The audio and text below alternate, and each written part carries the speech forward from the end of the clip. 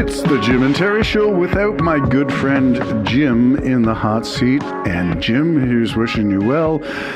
And this will be just a few podcasts before Jim is back on the hot seat, and we'll have shared opinions about things religious, political, social, educational. Did I say spiritual already? Yes, Jim loves to preach, and more power to him in that regards. It's my time to talk about things that are maybe contentious for my good friend Jim. Things that maybe he wouldn't think about, talk about.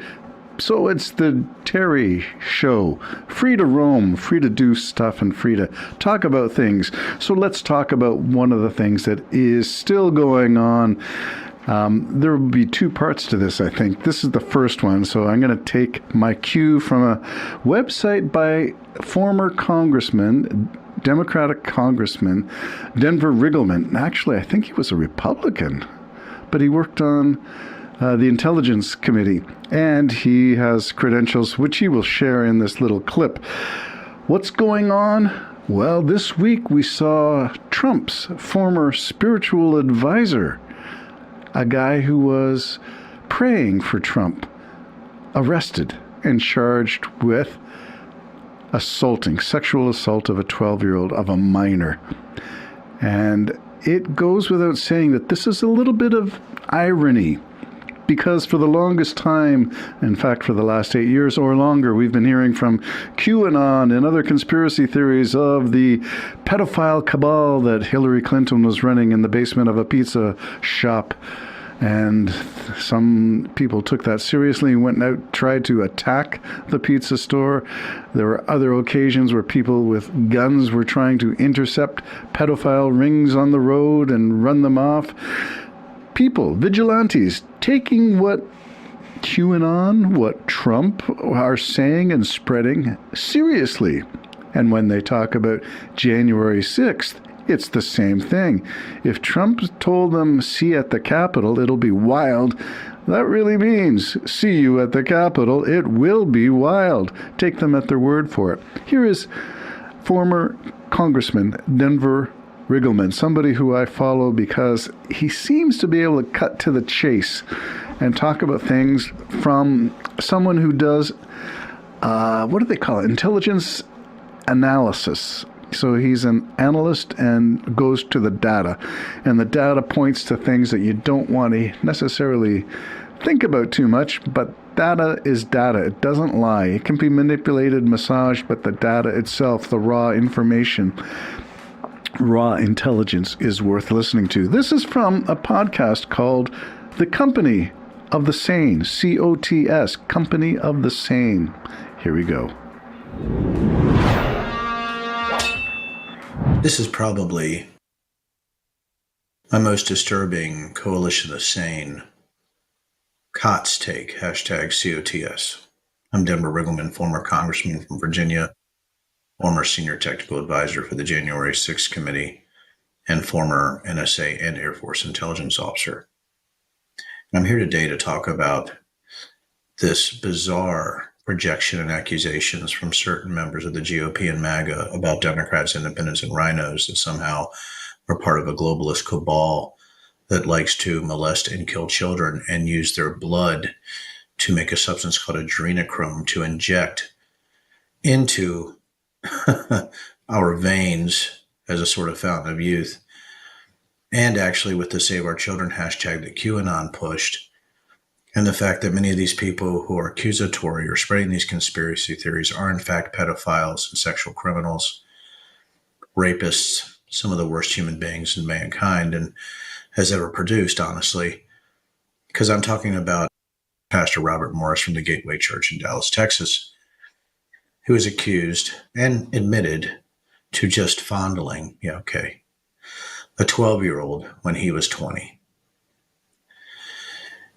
But, has since admitted it and says he asked for forgiveness, and people saying, well, if he asked for forgiveness, some of the churchgoers, that he was okay. He's good to go now. Why is this? I came from, I was raised Mormon, and I had an instance where my sister was excommunicated. I was disfellowshipped by a group of bishops at our bishopric and the Mormon Church, where we found out that many were having affairs later, one of them being the bishop's wife having an affair with one of the regional presidents of the church, called a stake president. Same person who sat on the love court when I was summarily given the boot for disfellowship because, I like to fornicate as a teenager, and my sister who got pregnant at 14. So there's a lot of things here that make me so absolutely angry because, number one, you can say, well, you hate hypocrites. You know what I hate? I hate people who hurt children and are rapists. Yeah, I despise pedophiles. Yeah, it's not just a faulty action, a lapse of judgment. It's somebody who thought that a child was sexually attractive.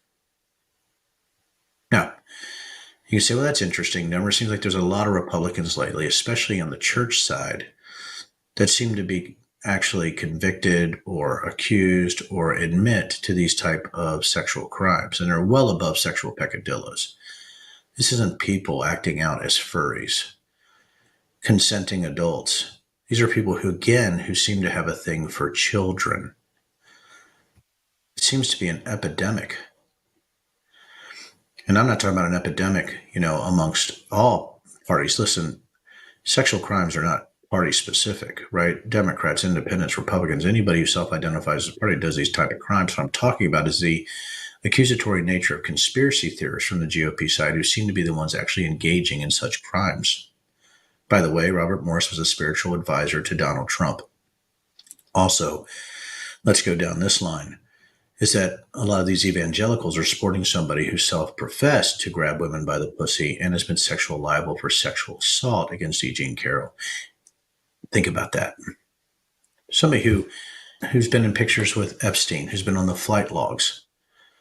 Somebody who's accused other people of doing things and lying about the fact that he did have this close relationship with Epstein.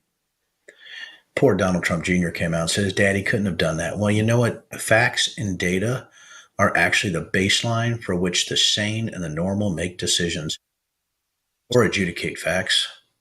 And when you're talking about the Trumps, facts aren't something that they actually like to play with. So if you start stacking up all of this, I want people to look up the number of GOPers or Republicans that have been accused of such heinous sexual crimes, especially when it comes to child pornography or the actual acts of engaging in sexual acts. And by the way, can I just get really facts-based and specific right now? It is not anybody's place to forgive someone of something they did to somebody else. That's up to the person that it happened to. I don't get to forgive somebody for something that happened to somebody else. Like, I don't get to say, oh, I forgive Donald Trump for sexually assaulting E. Jean Carroll. Idiots. You don't get to do that. Only E. Jean Carroll can forgive somebody who did something to her. You don't have that right. That's not even a thing. It's bullshit. Justice and forgiveness are completely different. And again, if you have people making excuses for people like the pastor at the Gateway Church, I believe that's what it's called, in Dallas, Texas. Let's take a look real quick because I want to get it right. The Gateway Church in Dallas. Now, it's something. I'm going to read it to you because you need to hear it. Here is what she claimed. He told her to lie down on her back and touched her stomach. He told her to close her eyes. Then he touched her breasts and felt under her panties. He warned her, never tell anyone about this because it will ruin everything. The abuse continued for years before Clemishire confided in a close friend, Clemishire being the individual accusing the pastor, prompting Morse's wife to find out, and Morse stepped down from the ministry, according to the report. So it's true. He eventually returned to the church and founded Gateway Church in 2000, turning it into one of the country's largest mega churches with an estimated weekly attendance of 100,000 people. Pressed about the accusations, he said, when I was in my early 20s, I was involved in inappropriate sexual behavior with a young lady in a home where I was staying. A 12-year-old. A fucking 12-year-old. It was kissing and petting and not intercourse.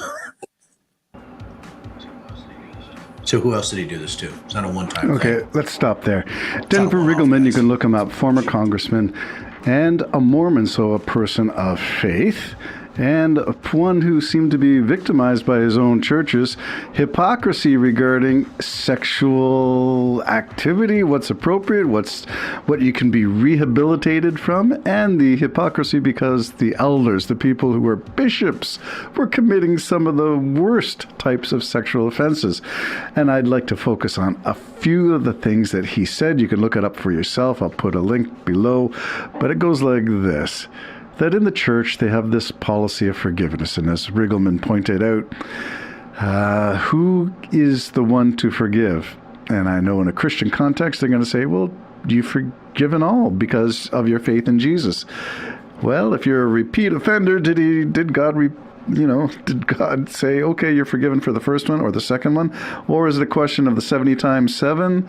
Can you be a repeat offender forever? Can you be a pedophile forever? Can you keep going in the church? Can you be a pastor even though you're guilty and adjudicated guilty, not just in the church, but in the courts? And a lot of this stuff never makes it to the court because it's put pressure on the victims. Don't say anything or it'll ruin everything. The pressure for kids is unbearable. And why does it take so long for some of this stuff to come out? This guy's now in his, 40s, 50s, and the crime was committed when he was in his 20s, but it wasn't a one-off. It was repeated for years, ongoing sexual predation. And it gets swept under the church carpet. Is that carpet colored red like the blood of Jesus that's supposed to cover everything, including your pedophilia? And why is it that pedophilia seems to be a thing predominantly in the Republican Party? In amongst conservative youth pastors, churches in the South, in the Bible Belt, evangelicals particularly seem to be distressed with pedophilia. They go to church and school meetings and talk about the amount of pedophilia that you're teaching our kids. You're grooming our kids, really. Schools are groomers. Democrats are groomers. When the predominant party affiliation, it doesn't know political affiliation, but statistically, and that's what we're talking about, statistics, the data doesn't lie. They're Republican, they're conservative, they're young white men who are the offenders. Get a load of that, you Christian white nationalist Christian evangelicals, pedophiles. Is that a thing that you should be throwing stones at somebody else for? Clean your own house. Jim and Terry Show signing off. Bye-bye.